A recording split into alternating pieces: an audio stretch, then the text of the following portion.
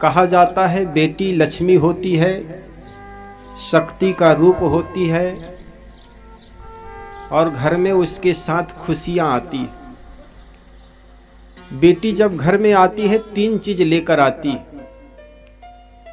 एक तो शक्ति लेकर आती है घर में, खुशियां, दूसरी संपत्ति जिसको आप लक्ष्मी कहते हो।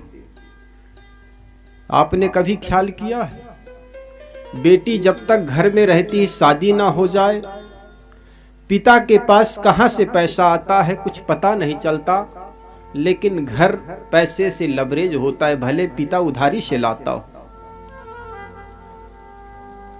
पिता के पास बेटी जब तक घर में बैठी, पिता के पास शक्ति कहां से आती है। पिता नंगे पैर, उघरे बदन, न जाने कैसे दौड़ता है। शादी के समय देखो वो शक्ति आखिर कहां से आती। नंगे पैर, खुले बदन, धूप हो बारिश हो, बेटी की शादी करना है, वो शक्ति कहां से आती। और बेटी की जैसे शादी हो जाती है, टेंट वाले भी आ जाए, कहते भैया 2 दिन बात करना, अभी 2 दिन ठहर जाए। तो बेटी के आने से पिता के शरीर में शक्ति आ जाती, घर में खुशियां आ जाती। बेटी जब तक घर में होती है, घर में खुशियां छा जाती, बड़े उत्सव आ जाते हैं। और जैसे ही बेटी विदा होके चले जाते हैं, पिता यूं 2 दिन बिस्तर से उठ भी नहीं पाते। तो बेटी जब आती है तो घर में 3 चीजें लेकर आती है, खुशियां, लक्ष्मी और शक्ति।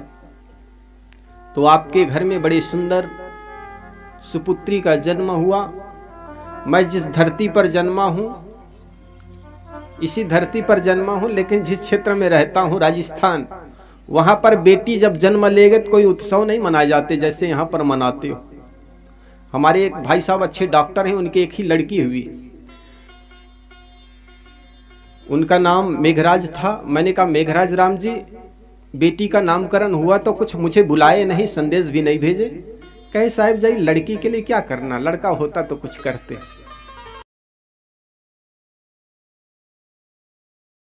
दिए जाते हैं 100 में 2 लड़के तो कुंवारा ही रहते हैं,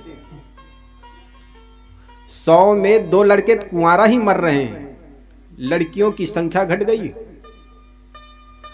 आज पुत्री को पुत्री नहीं समझा जा रहा है, पुत्री को संतान नहीं समझी जा रही। और यही कारण है कि देवियों की संख्या बढ़ती घटती चली जा रही है।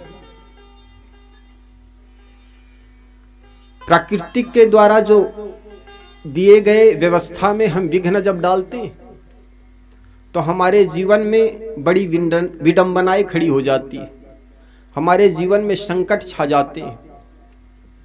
इसलिए प्राकृतिक के बीच अवरोध न बने।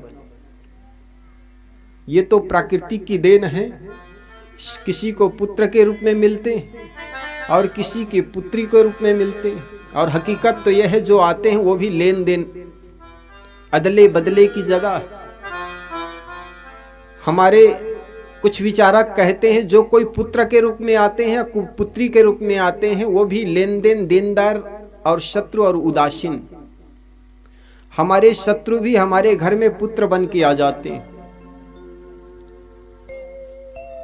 कभी बेटा भी बेटा बन के आते हैं, माँ बाप की सेवा करते हैं, खूब सेवा करेंगे वो होते हैं बेटा। लेकिन कभी कभी शत्रु भी पुत्र बन के आ जाते हैं, माता पिता के सीने में दाल दलते हैं। ऐसा होता है ना कई बार। एक माँ थी, माँ नौकरी करती थी, ये राजकोट की घटना है, गुजरात का अच्छा मशहूर शहर राजकोट है। माँ खूब बेटा को पढ़ाई लिखाई, जैसे हर माँ बाप की ख्वाहिश होती है कि मेरा बेटा पढ़ लिख कर नौकरी लगे, तो बेटा भी खूब पढ़ा लिखा, नौकरी लग गई। माँ रिटायर हो गई, बूढ़ी हो गई। एक दिन क्या हुआ, माँ को फालिश मार गया, लकवा मार गया। लकवा मार गया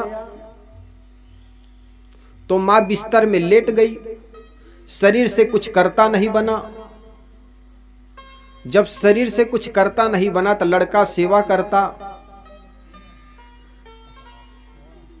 नित्य क्रियाक्रम भी बिस्तर में ही करती बेचारी। एक दिन क्या हुआ, 2 महीना करते सेवा करते करते माँ लड़का का मन थोड़ा गलत दिशा में जाने लग गया। सोचने लगा माँ का सेवा करते करते 2 महीना बीत गया और न जाने और कितने दिन सेवा करना पड़ेगा।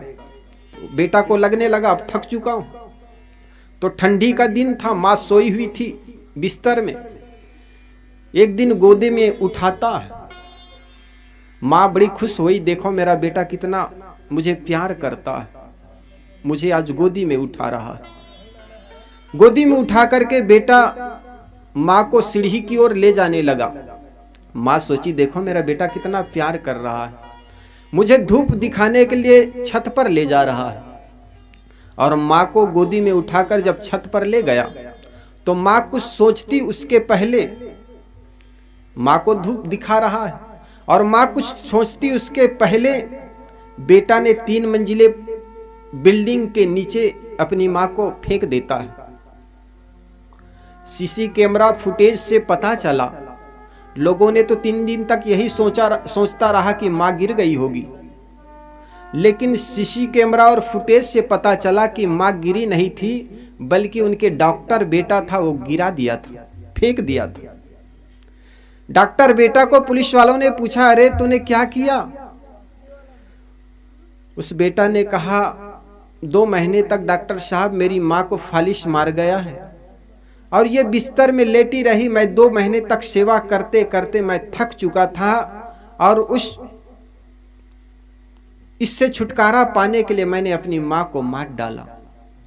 एक माँ जिन्होंने 9 महीने कोख में रख करके थकती नहीं, वही बेटा 2 महीने बिस्तर में माँ लेट जाए, पिता लेट जाए तो थक जाता है। जिसको हम शिक्षा कहते हैं ना, जिसको शिक्षा कहते हैं, हम हर माँ बाप यही चाहते हैं कि हमारा बेटा पढ़ लिख करके शिक्षित हो जाए। शिक्षित तो हो जाते हैं, पढ़ लिख करके पैसे कमाने के एटीएम भी बच्चे बन जाते हैं, लेकिन बच्चों को संस्कार कोई पैसे से दे पाओगे क्या? आपके बेटा आपके पैसे तो कमा कर खूब दे देंगे, लेकिन वो संस्कार जो माँ अपने बेटा को पास में रख करके देगी ना, वो पैसे से नहीं दे पाएंगे।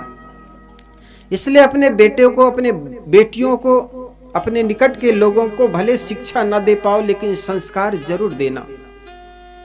माँ जब अपने सीने में बेटा को सुलाकर, बेटी को सुलाकर दूध पिलाती है ना, तो केवल दूध नहीं पिलाती है, वो अपने दिल को पिलाती, अपने हृदय को पिलाती। जब माँ और बेटा का दिल एक हो जाता है, फिर माँ का और बेटा का धड़कन एक सा हो जाता है। आजकल एक संस्कृति चल पड़ी है, माँ जैसे ही बच्चे को जन्म देती है वो बोतल पकड़ा देती है, प्लास्टिक का बोतल।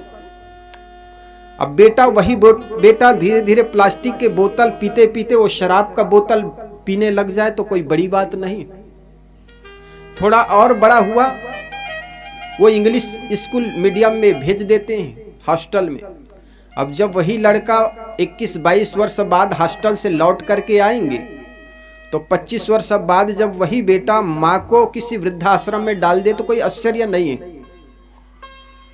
इसलिए माँ बाप का भी बहुत बड़ा दायित्व होता है।